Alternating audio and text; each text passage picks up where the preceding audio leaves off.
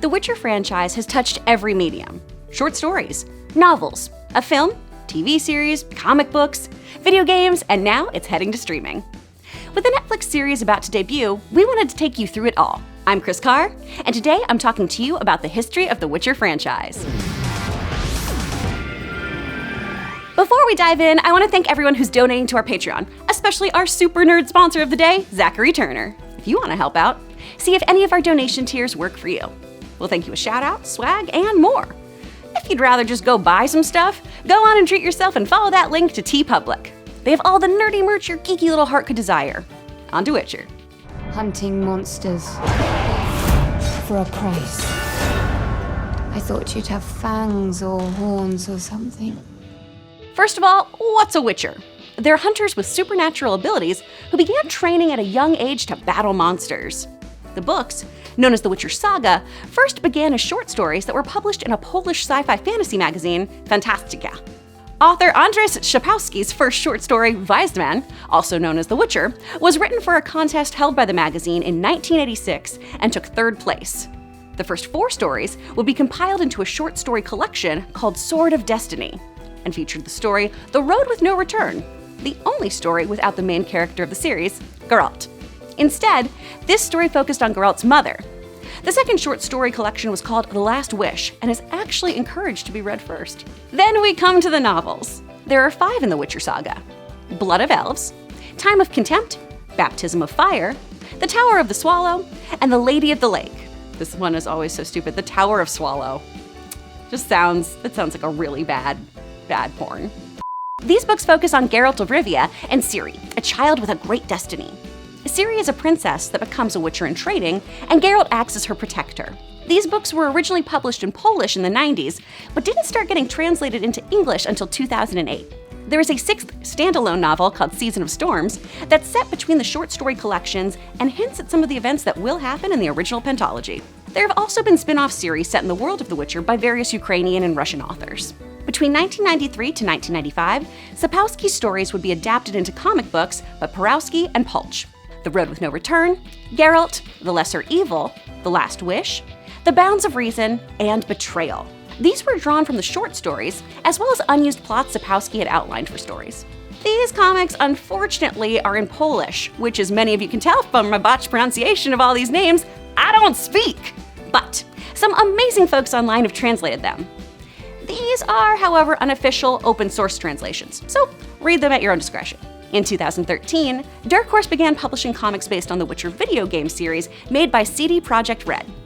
The comics were initially written by Eisner winner Paul Tobin and drawn by John Quero. There's House of Glass, Fox Children, Killing Monsters, and Curse of Crows.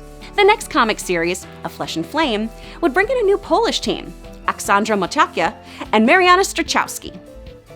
Now, the video games are probably what Witcher is best known for, but it's also a pretty controversial thing in the franchise's history. Let's start at the beginning. In 2003, CD Projekt Red, a Polish video game developer, negotiated with Sapkowski for the rights to The Witcher. They released their role-playing game for personal computers. Despite being the developer's first game, it was extremely well publicized and received massive critical praise throughout Europe and North America. Ultimately, the game was taken worldwide by Atari. A console version, The Witcher: Rise of the White Wolf, was supposed to be released in 2009. However, this game was canceled.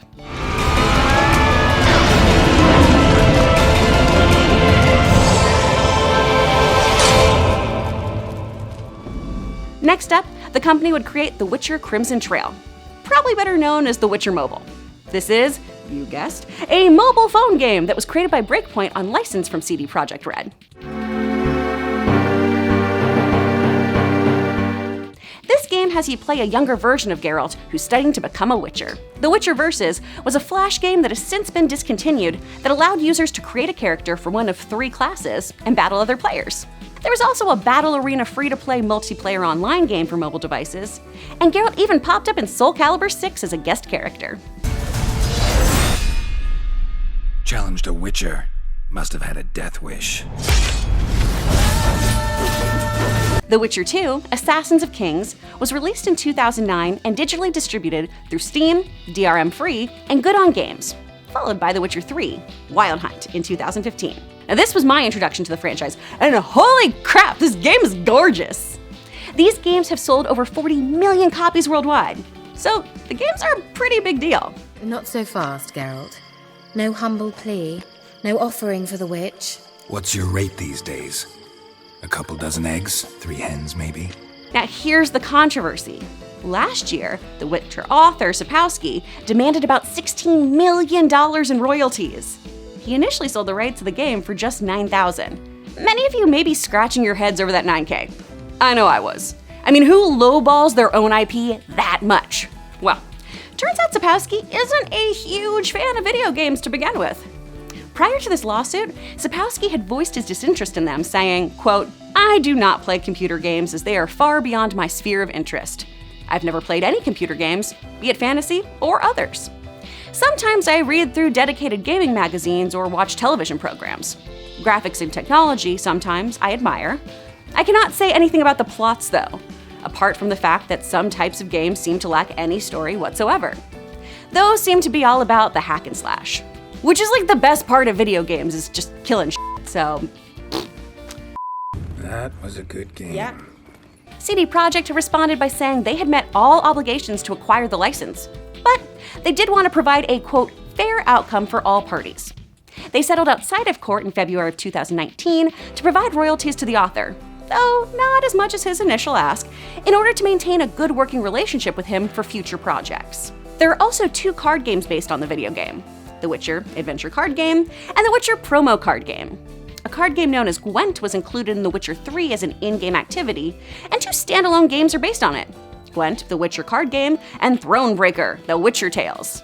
That will be the last cool name. Everything else is just like The Witcher, the game, the movie, the ride. There's also The Witcher Adventure Game, a tabletop board game set in the universe of The Witcher that was later developed as a computer game. Now, we all know the show is becoming a Netflix series, but did you know that there's already been a show? So in 2001, the Polish film The Hexer was released based on the book series.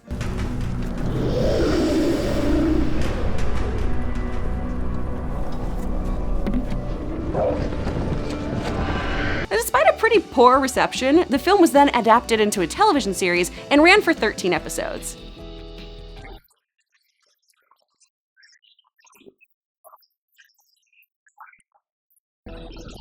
Okay, even the director of this movie hated it. He hated it so much. He said, "I can answer only with a single word, an obscene, albeit a short one. I'm a Polish Catholic. It's Lent now. I can't utter swear words." So he f***ing hates this movie.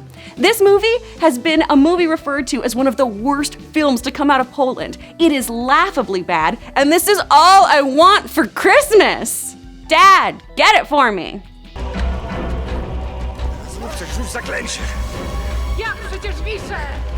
The series was a step up from the film, but with that warm fart of a movie as its predecessor, the show really didn't stand a chance. The new series should definitely be a big step up. Early reviews have already talked about the scope and production value of the show.